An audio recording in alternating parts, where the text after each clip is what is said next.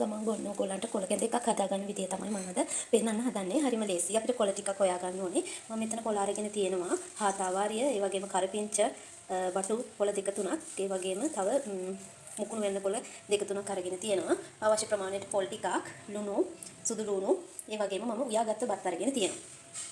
අපි මුලින්ම මේ කොළ ටික බ්ලෙන්ඩ් කරගමු. ඒකටම පොල් ටිකක් දාන්න. අවශ්‍ය ප්‍රමාණයට වතුර.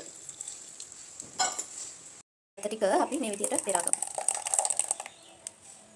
මේ තියෙන විතරගත්ත අපේ කොළ කැඳ ජූස් එක.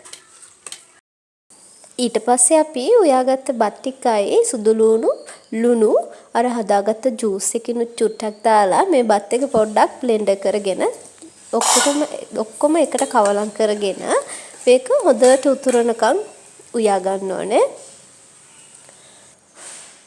හොඳට හැදි ගන්න නැත්නම් කොළ වෙනම වතුර වෙනම වෙන වෙනවා. ඒ නිසා හොඳට හැදි ගා ගන්න. දැන් අපේ කොළ කැඳ එක ලෑස්ති. ඔයාලට කැමති විදිහකට මේක බොන්න පුළුවන්. අකුරු කෑල්ලක් එක්ක හරි නිකන් හරි බොන්න පුළුවන්. හරිම රසවත් වගේම ගුණවත්.